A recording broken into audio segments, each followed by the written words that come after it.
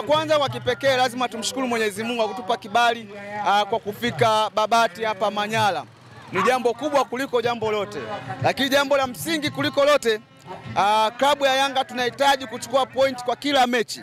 Mechi ya Fountain Gate ni mechi ngumu zaidi kuliko mechi ambazo tuliwahi kucheza katika ligi kuu Tanzania bara. Jambo la kwanza, mkuu wa wilaya wa hapa wanasema ni mshabiki wa Simba, lakini kocha wa timu ya Fountain Gate Amri Said Jampustam alikuwa mchezaji wa Simba, maana yake ana vinasaba na Simba. Kwa tafsiri, mechi hatuendi kucheza na Fountain Gate, tunaenda kucheza na watu wawili, Fountain Gate pamoja na Simba katika hii mechi. Ndio maana tukaambia wanachama, mashabiki, wapenzi wa Manyara hapa Babati, mechi hii ni mechi ngumu zaidi kuliko mechi ambazo tushawahi kucheza katika ligi kuu Tanzania bara. Mechi hii tunahitaji pointi 3. Mechi hii iwe mvua, iwe jua, jasho na damu, ni lazima tuchukue pointi 3 ili kutengeneza mchakato wa kwenda kwa ubingwa mara 4 mfululizo.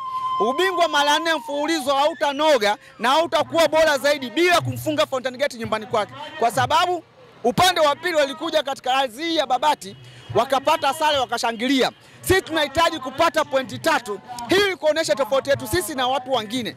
Pointi 3 tutazipata siku ya Jumatatu. Tunahitaji kushinda hii mechi.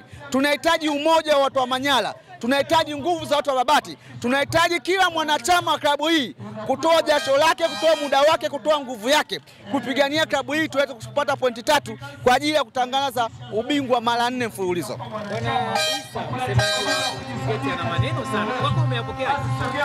Isa Mbuzi ni kijana mdogo na sisi wengine tumemshika Isa Mbuzi kuja katika tasnia ya habari.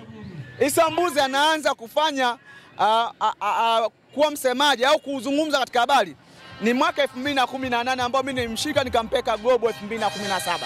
Kwa Isa Mbuzi ni mtoto mdogo sana. Isa Mbuzi hana uwezo hata kutikisa kiatu chetu.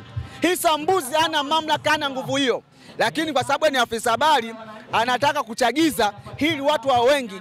Lakini wakati tuambie watu wa Manyara, tuambie watu wa Fountain Gate, mmeweka viingilio vikubwa manake kwa kukomesha watu wa Babati na Manyara.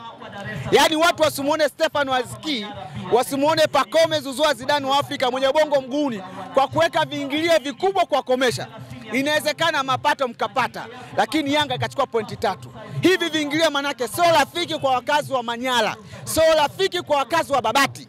Nyie mmeweka viingilio vikubwa zaidi ili kuwakomesha watu wa Babati, manake wasione mechi bora katika ligi kuu Tanzania bara. Lakini sinawaambia watu wa Babati, hii Yanga unaweza kuiona mara moja tu kwa mwaka. Na hivi mmepata bahati ya kuona wachezaji wakubwa Stefan Waziki, wakina Pacome, wakina Clement Mzinze, wakina Prince Dube.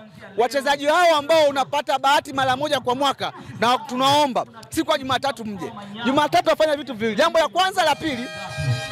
Jambo la pili, msemaji wetu amefungiwa, amepigwa faini milioni 5. Tutachokifanya ni kimoja. Wakazi wa Babati na Manyara kutakuwa kuna kapu la Ali Kamwe. Tutamchangia kwa sababu msemaji wetu alikuwa anapigania klabu ya nembo hii. Msemaji wetu alikuwa anahamasisha maana yake kuwa kuna ungwana kwenye mpira. Msemaji wetu alikuwa anahamasisha hataki timu fulani ipendelewe. Kwa kufanya hivyo, kwa kufanya double standard, bodi ya ligi na TFF wameamua kumpa adhabu ya milioni 5. Adhabu ya fedha hiyo italipwa na wanachama na mashabiki wa klabu ya Yanga. Tutaanza leo, baada mpaka Jumatatu patikani milioni 5 tukawape TFF. Haiwezekani mtu aseme ukweli muweze kumfungia. Haiwezekani mtu apaze sauti aweze kumfungia. Hii leo kwa Ali Kamwe, inawezekana kesho akaja kufungiwa rais au makamu au wajumbe kamati ya utendaji. Hii ni jambo la wanayanga kokote. Heiza kuna magrupu ya wanayanga, matawi ya wanayanga kokote. Mchange kwa ajili ya kwenda kulipa faini ya milioni 5.